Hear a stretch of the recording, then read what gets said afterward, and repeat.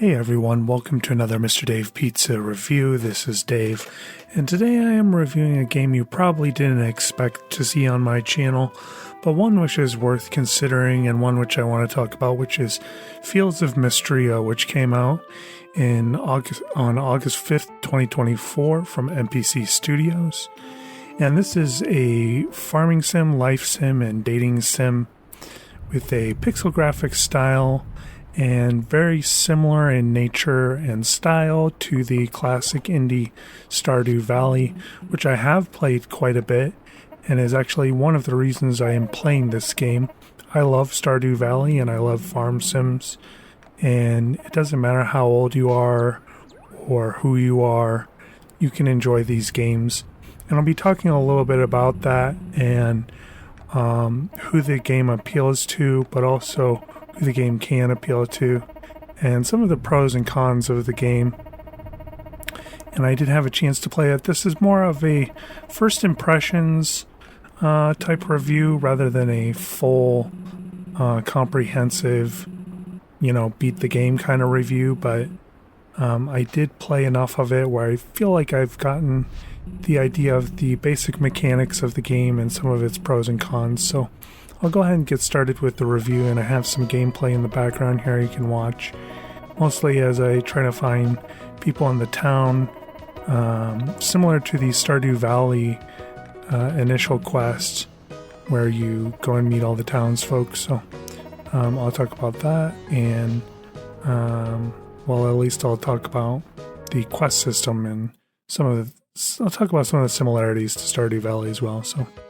So anyway, I did want to read a description of the game before I go ahead and jump into my pros. From the Steam page, it says, "Start your new life.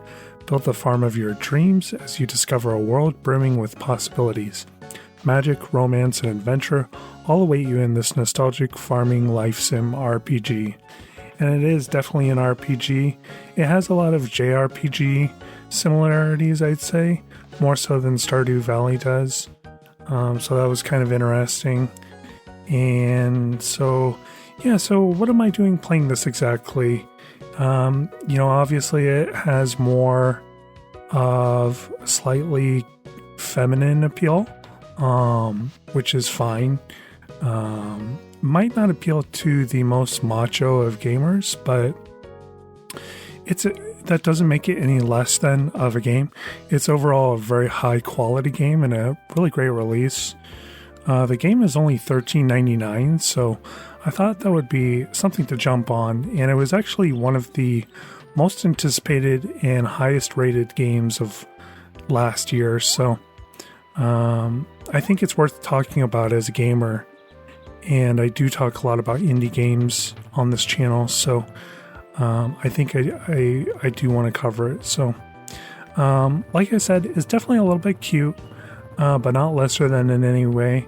It has a very sleek graphic system, crammed into a pixel graphic top-down, once again, similar to Stardew Valley. The characters themselves, when you talk to them, have kind of these anime-style Sailor Moon-like character graphics, again, reminiscent of the JRPG style. And the character dialogue is very refreshing. It's not cheesy, it's well written, and the options it gives you to reply are always somehow perfect. And I found it refreshing in the sense that Stardew Valley, the characters are kind of provincial, let's say, just kind of farmy and not super refined. And in this game, the characters are a little more refined. Not snotty, not snooty, not snobby, but just refined, more clean cut, I guess I would say. It's a very interactive game. More interactive than Stardew Valley, I would say. The quest system is very robust and fun. You get started doing quests right away, and there's just kind of like some really fun quests that kind of make you want to explore and keep doing the quests, and the timing to them is very good.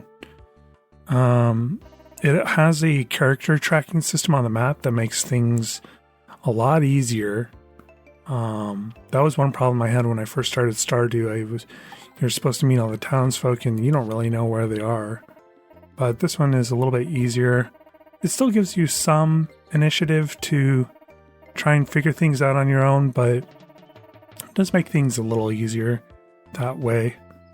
Once you get started into probably the first hour of the game, after meeting the townsfolk, you'll go to the museum and meet with the museum curator, and he'll inform you that he has a bug and crop collecting system similar to the Animal Crossing New Horizons system. I don't believe Stardew Valley had that, but maybe it did. I could be wrong. The games are very, very similar. I can't express that enough. They are very, very similar. So what one game has, the other probably does have in some form, or at least has mods that make it possible to do that. So the farming is also very similar, almost exactly the same. I suppose the crops are probably a little different, but one of the first things that gives you to crop is turnips, and it's just like a few letters different than parsnips, and it's very similar. You get a hoe to till the soil, you water with a watering can. You do not have to refill the watering can, which I found kind of interesting. I kind of liked that mechanic of Stardew actually compared to this one, but it's really inconsequential and really no big deal. But thought that was kind of interesting. Maybe they just wanted to make that part a little bit easier. Once again, the dialogue is very punchy and energizing, and I really liked talking to the characters in the game. Made me want to explore the story a little bit more.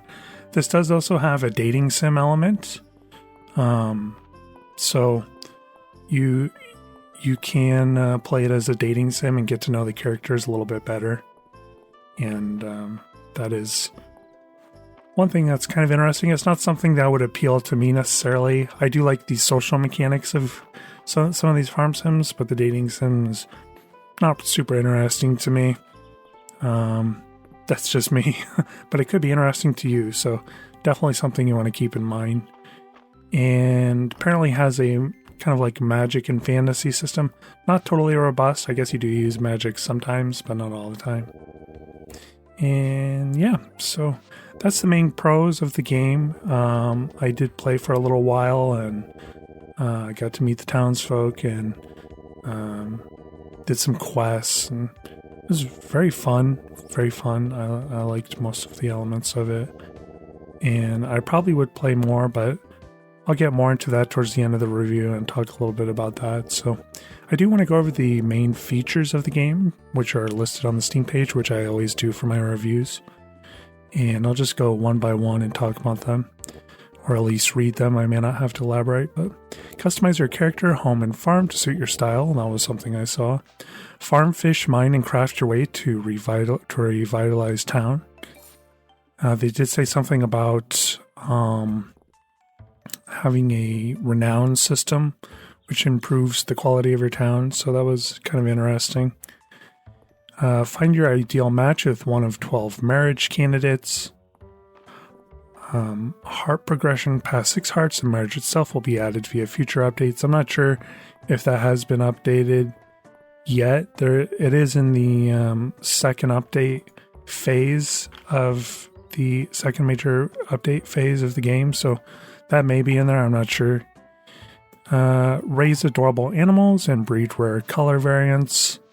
That was also something in Stardew. Not sure about the color variants, but that was something in there. Unlock magic that will aid you during farming and adventuring. So that's kind of cool, using magic for farming. Enjoy the changing seasons with new quests, festivals, and even villager outfits. Get to know the villagers and follow their stories. Battle foes and discover treasures as you explore ancient ruins, and so much more. So a very cool game. I'll just say, this is the last time I'll say it. It's very similar to Stardew. Okay, I can't. That's just the main thing. And I probably am going to say it again because I have another section coming up here. But yeah, so I do want to go over a few cons I noticed in the game, and there's not very many of them. It's a high quality game, and I would recommend it to anybody interested in it. I will not be biased in judging the game as somewhat of a male gamer at times, but it is very feminine, and that's not going to appeal to everybody. But that's a stupid thing to get caught up on, and obviously there are a lot of people who would like it because of that, so just ignore that con in general. I do know that the game can contain a little bit mature content for some gamers. Not by much, but that's what I've heard. It can contain some mature content. I didn't really see that in the game, but I did go to one section of the game where there was like a bathhouse, and that was kind of unusual. I'm not sure if that had anything mature in it, but something to consider. Maybe that would be kind of appealing to some people, but might not be appropriate for everybody. I could be wrong. You might want to look into that yourself and check any of the parental guidance for the game. And lastly, yeah, it's just very derivative of Stardew Valley. It's very, very similar. It looks different slightly with the colors and the character art, but it's very, very similar to Stardew Valley. It's almost the same system, and that might not be, you might just want to stick with Stardew if you're already sticking with that, but it is a very, very popular game right now. One of the top games on Steam. I believe it's out on Switch as well. Not sure about that, but yeah, it is. I'm pretty sure it's out on Switch, probably some other systems as well. So it's a very popular game and a good option, very affordable. A lot of games are super expensive these days, and for the price, it's a very high quality game. So overall, what rating am I going to give the game? Despite its Stardew Valley similarity, it is an overall very high quality game with no real problems at all. So I give this game a 9 out of 10. A 9 out of 10, yeah. And I think that's very fair considering it's an indie game. And it's kind of simplistic in the graphics, but also not. So that's my rating, and that is pretty much my review. I enjoy this game. I'm not sure I will be playing it anymore, just because it didn't really appeal to me personally, but I did want to try it out and see what it was like. So, yeah, so that's my review. Hope you found that useful. Hope you found that interesting. If you did, make sure to give the video a thumbs up. Would really appreciate any subscriptions to the channel. Hit the subscribe button below to do that. I am trying to get to 1,000 subscribers so I can monetize my content, and I am slowly getting there a little bit at a time. I have many, many videos, but it takes some time to get there, so would really appreciate anybody who'd want to be part of my community today. And anyway, that pretty much wraps it up. Thank you so much for watching and listening to my review. Hope to see you in another video soon. Probably will be happening fairly soon, so stay tuned for that. And thanks for watching again, and I will see you in the next one. Thanks for watching, guys. Enjoy your games. Take care.